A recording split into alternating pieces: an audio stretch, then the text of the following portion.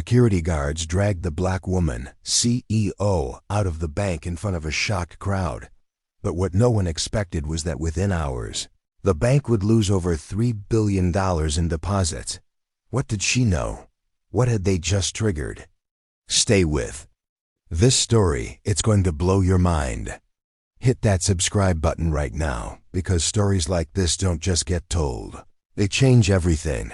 The morning sun cast a golden hue over the city skyline as Monique Harris, the youngest black woman CEO of the century-old Titan Trust Bank, stepped into her sleek black car, unaware that this day would unravel everything she had built. Titan Trust wasn't just a bank. It was her revolution.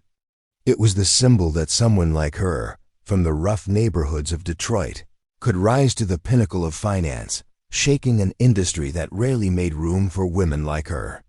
Her strategies had transformed the bank into a community powerhouse, attracting billions in deposits from people who finally trusted a financial system because they trusted her.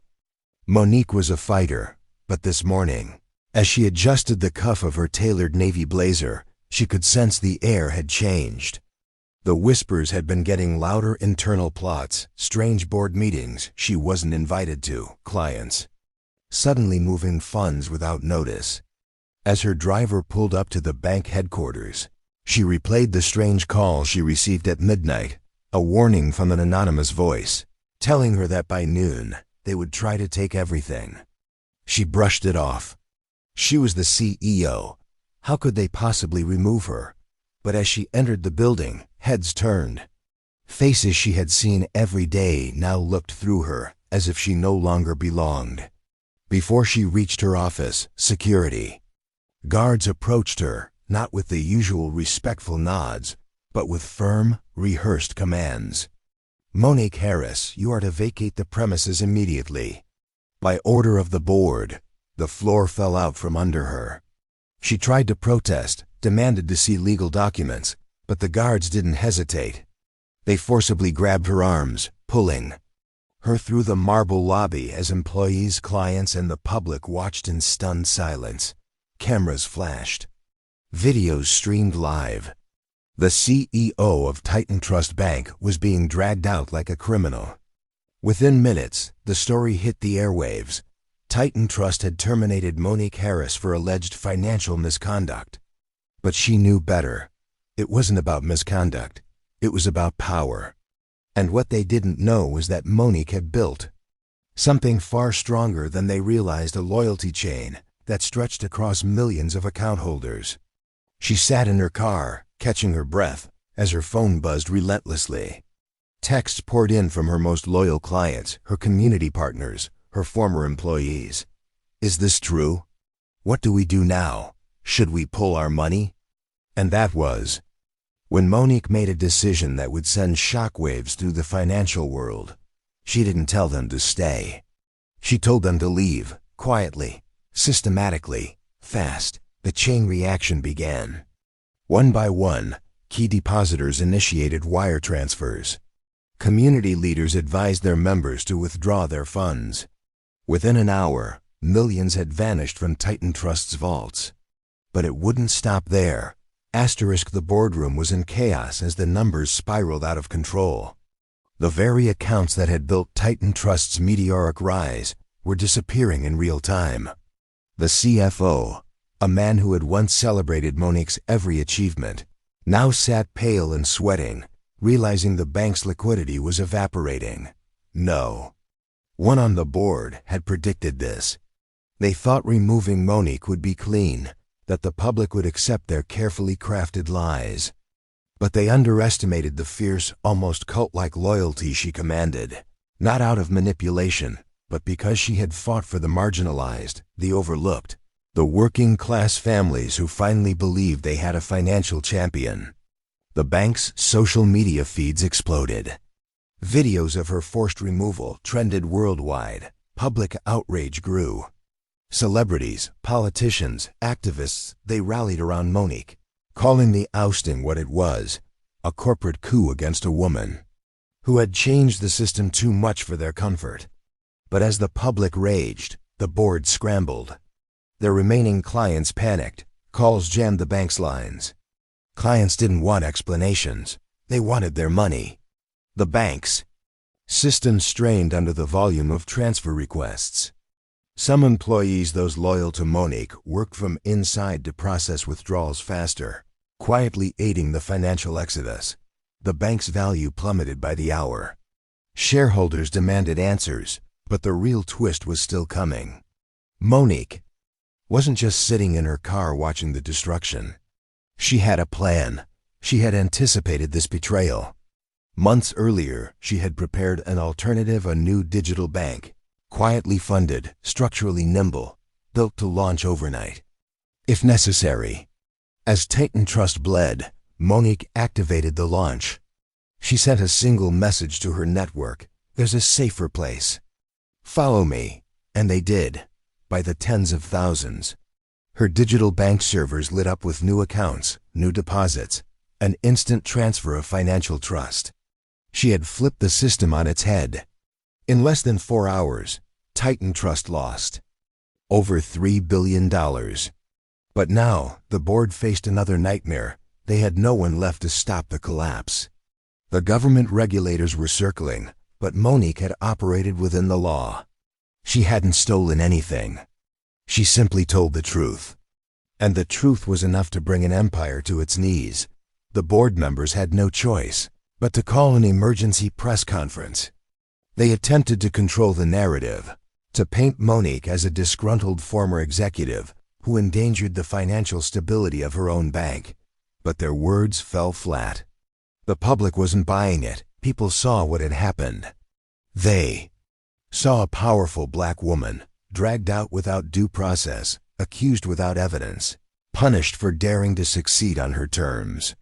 Protests erupted outside Titan Trust branches nationwide. Depositors lined up, not to support the bank, but to close their accounts. Monique's new digital platform couldn't process the flood fast enough. She personally answered messages from small business owners, single mothers, retirees, people who felt she had given them a voice. But even as the public cheered her, Monique knew the fight wasn't over. Titan Trust's leadership wasn't finished. In desperation, they filed legal actions, attempting to freeze her assets, block her digital bank, and accuse her of inciting a financial collapse. But Monique's defense was airtight. Her communications never directed anyone to cause harm. She simply shared her story and offered another option. The legal attacks backfired. The public interpreted them as harassment, as further evidence of corporate bullying. Regulators began to question Titan Trust's own practices. Journalists unearthed evidence of unethical decisions by the board, secret plans to push Monique out, and financial ties to competitors threatened by her inclusive banking model. The board's credibility crumbled. Investors pulled out. The stock crashed further. All the while, Monique expanded her reach. Major influencers promoted her new platform. Even celebrities moved their money to her bank, triggering a cultural shift that the old financial world could no longer control. Yet amidst the public victories, Monique faced personal challenges. Her closest advisors warned her that powerful enemies in high finance were quietly plotting to destroy her new venture. There were whispers of cybersecurity attacks, covert political pressure, and orchestrated media smear campaigns. But Monique had grown stronger. She built her security systems with some of the best ethical hackers in the country. She diversified her financial partners. She prepared for the next assault. Because she knew this was no longer just about one bank, it was about who gets to control wealth in the modern world. Weeks passed, but Titan Trust couldn't recover. Government investigators moved in, uncovering layers of mismanagement that had nothing to do with Monique. The bank's collapse became a case study in arrogance, a warning of what happens when those in power underestimate the strength of community-driven finance. But Monique didn't stop. She didn't gloat. Instead, she scaled her new bank rapidly, focusing on serving those who had been financially invisible for generations. Her story became the subject of documentaries, best-selling books, and keynote addresses. She was no longer just a CEO, she was a movement. Yet with her rising influence came deeper threats. Old power players in global finance approached her with veiled offers, partnerships that would dilute her mission but offer immense wealth and protection. She refused them all. Her resolve made her dangerous to the status quo. And then came the ultimate twist. A foreign investment group, secretly connected to the same forces that tried to erase her, attempted to launch a competing digital bank designed to siphon away her customers. But Monique was ready. She revealed in a stunning press conference that she had long been tracking these players. With the help of investigative journalists and cybersecurity teams, she exposed their entire network, revealing offshore accounts, illegal partnerships, and the same web of influence that had once threatened her. The scandal made international headlines. Governments launched cross-border investigations. Financial giants distanced themselves from the corrupt players. Monique had not only survived the attacks, she had dismantled the very system that sought to erase her.